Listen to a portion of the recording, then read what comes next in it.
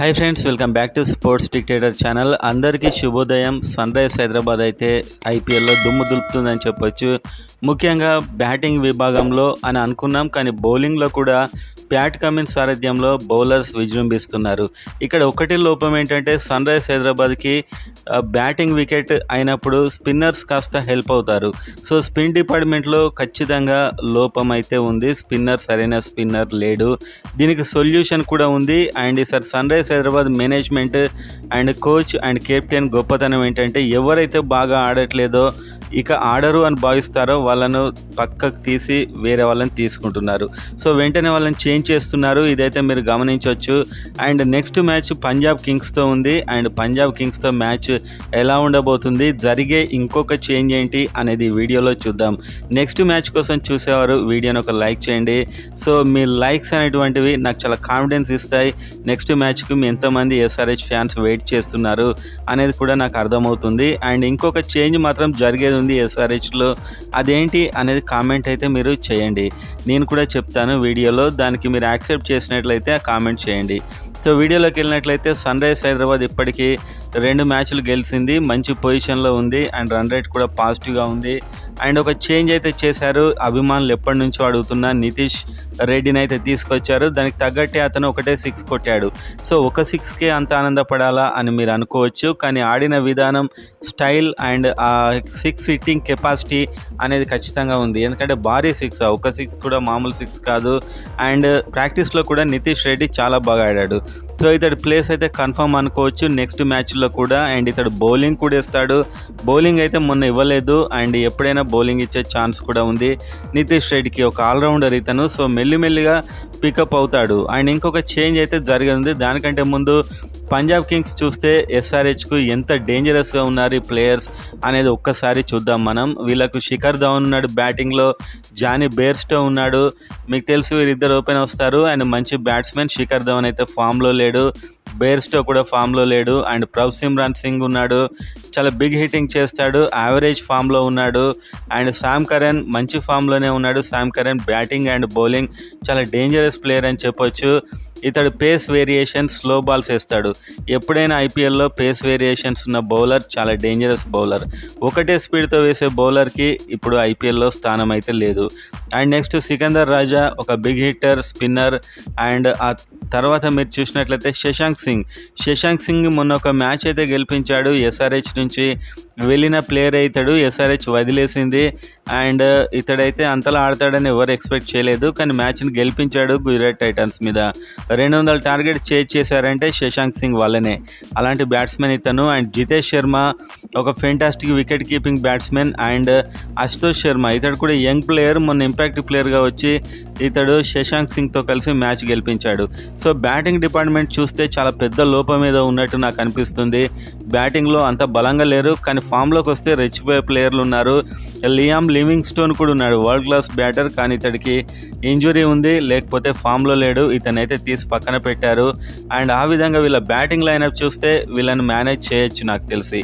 పంజాబ్లో మ్యాచ్ జరగబోతుంది, పంజాబ్ స్టేడియంలో. సో మనకు హోమ్ గ్రౌండ్ కాదు కాబట్టి ఇప్పుడు అక్కడ పిచ్ ఎలా రియాక్ట్ అవుతుంది అనే దాన్ని బట్టి ఉంటుంది, అది కూడా మనం చెప్పుకుందాం.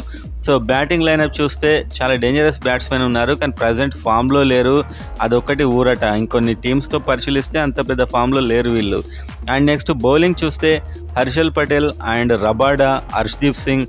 సో వీళ్ళంతా ఫెంటాస్టిక్ బౌలర్స్. అండ్ అదేవిధంగా రాహుల్ చహార్ అనే ఒక స్పిన్నర్ కూడా ఉన్నాడు. ఇతడు ఫామ్లో లేడు, ఇతన్ని తీసి పక్కన పెట్టేశారు ఆల్రెడీ.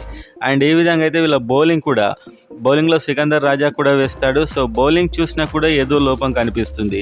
ఎవరు కూడా ఫెంటాస్టిక్ ఫామ్లో లేరు. అండ్ వీళ్ళు ఎంతో డబ్బు పెట్టుకున్న హర్షల్ పటేల్ కూడా పెద్దగా రాణించట్లేదు బౌలింగ్లో. సో బౌలింగ్లో ఎస్ఆర్హెచ్ని థ్రెట్ చేసే బౌలర్ లేడు. అండ్ ముఖ్యంగా మనం ఎస్ఆర్హెచ్ గురించి మాట్లాడుకుంటే ఈ బ్యాట్స్మెన్కు ఎస్ఆర్హెచ్ బౌలర్స్ అయినటువంటి ప్యాట్ కమిన్స్, భువనేశ్వర్ కుమార్, ఉనాడ్కట్, నటరాజన్ పర్ఫెక్ట్గా సెట్ అవుతారు. సో పర్ఫెక్ట్గా వాళ్ళు సెట్ అవుతారు, వీళ్ళను మేనేజ్ చేయగలుగుతారు. ఒకటే లోపం ఉంది ఎస్ఆర్హెచ్ టీంలో, అది స్పిన్నర్.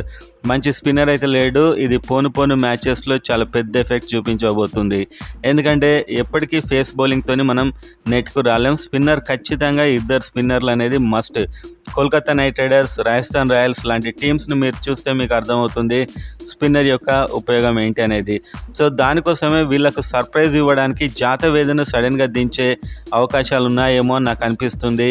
ఎస్ఆర్హెచ్లో ఇంకా జరగాల్సిన మార్పు ఏదైనా ఉంది అంటే ఇదొక్కటి మాత్రమే. జాతవే సుబ్రహ్మణ్యం ఒక మిస్టరీ బౌలర్ అండ్ ఇతడు చాలా లీగ్స్ కూడా ఆడాడు. అండ్ ఇతనికి ఒక ఛాన్స్ ఇస్తే మయాంక్ మార్కండే కంటే అంతకంటే ఎక్కువ రన్స్ అయితే ఇవ్వడు. కాకపోతే వాళ్ళకి సర్ప్రైజ్ ఉంటుంది. ఆ సర్ప్రైజ్ అటాక్ జాతవేత్తో ఇస్తారేమో అని నాకైతే అనిపిస్తుంది. సో మొత్తానికైతే ఇదొక్క మార్పు జరగాల్సి ఉంది. మయాంక్ అగర్వాల్ని, రాహుల్ త్రిపాఠిని వీళ్ళందరినీ కూడా తీసేశారు. ఎవరైతే బాగా ఆడట్లేదో వాళ్ళ ప్రైజ్, వాళ్ళ నేమ్తో సంబంధం లేకుండా ఈసారి టీం అయితే తీసి పక్కన పడేస్తుంది వాళ్ళను. కాబట్టి మయాంక్ మార్కండే ప్లేస్లో జాతవేద్ వస్తాడేమో అని నేను అనుకుంటున్నాను. సో ఈ యొక్క సర్ప్రైజ్ అటాక్ అయితే చేంజ్ కావాల్సిందే. అండ్ ఉమ్రాన్ మాలిక్ అండ్ ఉపేందర్ యాదవ్ మొదలైన వారికి ఇప్పట్లో అవకాశాలు చాలా కష్టమే. అండ్ ఎస్ఆర్హెచ్ బ్యాటింగ్ని కనుక మీరు పరిశీలిస్తే ప్రత్యర్థి టీమ్స్కి దడ పుట్టిస్తున్నాడు అభిషేక్ శర్మ. సో ఇతడు ఆగట్లేదు. అతడు క్లియర్గా మెన్షన్ చేశాడు అతని ఆట తీరే ఎదుటి బౌలర్స్ మీద రెచ్చిపోవడం అని చెప్పి. అలానే ఆడుతున్నాడు. 6లు 4లతో విరుచుకుపడుతున్నాడు. అతను అది కంటిన్యూ చేస్తాడు. అండ్ పంజాబ్ కింగ్స్ బౌలర్లో ఇతన్ని భయపెట్టే ఓపెనింగ్ బౌలర్స్ అయితే పెద్దగా ఎవరు లేరు. రబాడా ఒక వరల్డ్ క్లాస్ బౌలర్, ప్రజెంట్గా ఫామ్లో లేడు. హర్షదీప్ సింగ్ కూడా ఒక డేంజరస్ బౌలరే. కాకపోతే వీళ్ళు ఇంతవరకు జరిగిన మ్యాచెస్లో వీళ్ళు అసలు రూపం అయితే చూపించలేదు. ఎస్ఆర్హెచ్ బ్యాడ్ లక్లో దాని మీదనే చూపిస్తారేమో తెలియదు వీళ్ళ బౌలింగ్. సో మొత్తానికైతే అభిషేక్ శర్మ, ట్రావిస్ హెడ్ వీళ్ళిద్దరు ఫెంటాస్టిక్గా ఉన్నారు. ట్రావిస్ హెడ్ కాస్త తడబడుతున్నాడు. అండ్ అదేవిధంగా ఐడెన్ మార్కరమ్ ఇంతకుముందు మ్యాచ్లో ఫామ్లోకి వచ్చాడు. తనేంటో తన వాల్యూ ఏంటో అతడైతే చూపించాడు. And Heinrich Klaasen, fantastic batsmen Heinrich Klaasen మీకు తెలుసు.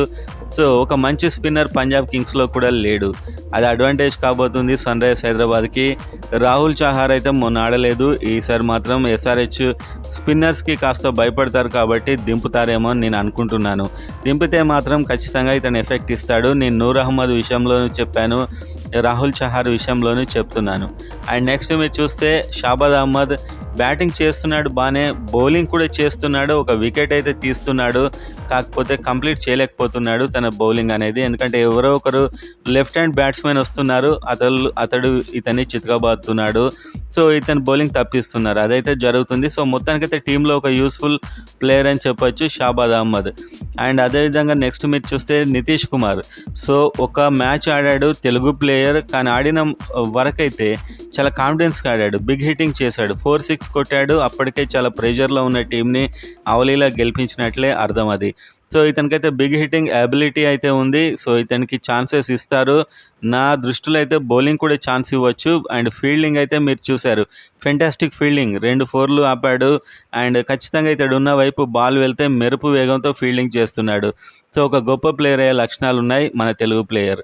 అండ్ నెక్స్ట్ అబ్దుల్ సమద్ ఒక హిట్టింగ్ చేయగలడు. ఒక మ్యాచ్లో మెరుపులు మెరిపించాడు. అండ్ ఆ తర్వాత ప్యాట్ కమిన్స్ బౌలింగ్లో అయితే చాలా టాప్లో ఉన్నాడు. అండ్ బ్యాటింగ్లో ఇతని యొక్క హిట్టింగ్ ఇంతవరకు ఎవరు చూడలేదు. చాలా ఫెంటాస్టిక్ హిట్టర్ ఇతను.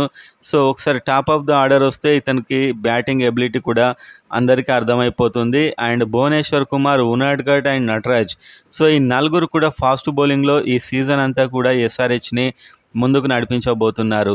వాళ్ళ పేస్ వేరియేషన్స్ అండ్ వాళ్ళ బౌలింగ్ అండ్ ప్యాట్ కమిన్స్ యొక్క సలహాలు అండ్ ఫీల్డింగ్ చేంజెస్ అండ్ అదేవిధంగా బౌలింగ్ మారవడం ఇదంతా కూడా ఫెంటాస్టిక్గా ఉంది. ఒకటే లోపం, స్పిన్నర్ లేడు. ఈ స్పిన్నర్ వస్తే మనకు ఒక వికెట్ తీస్తాడు అని భరోసా ఇచ్చే స్పిన్నర్ లేడు. దానికోసమే జాతవేద్ని మయాంక్ మార్కండే ప్లేస్లో తీసుకుంటే బాగుంటుందని నేను అనుకుంటున్నాను. సో మొత్తానికైతే ఫాస్ట్ బౌలింగ్ సెట్ అయినట్లే. ఉనాడ్కట్ని తీసుకున్నప్పుడే నేను చెప్పాను నా వీడియోలో, మీరు ఒకసారి చూడండి. ఇతడు ఎస్ఆర్హెచ్కి చాలా యూస్ఫుల్ బౌలర్ అవుతాడు. ఎవరైతే పేస్ వేరియేషన్స్ ఉంటాయో, స్లో బౌన్సర్ వేయగలరో వాళ్ళు ఖచ్చితంగా ఐపీఎల్లో రాణిస్తారు. సో అలాంటి బౌలర్ ఇతను. అండ్ మొత్తానికైతే భవిష్యత్తులో ఒక ఉపేందర్ యాదవ్ అండ్ జాతవేద్ వీళ్ళిద్దరికి ఒక ఛాన్స్ వస్తే చూడాలని ఉంది.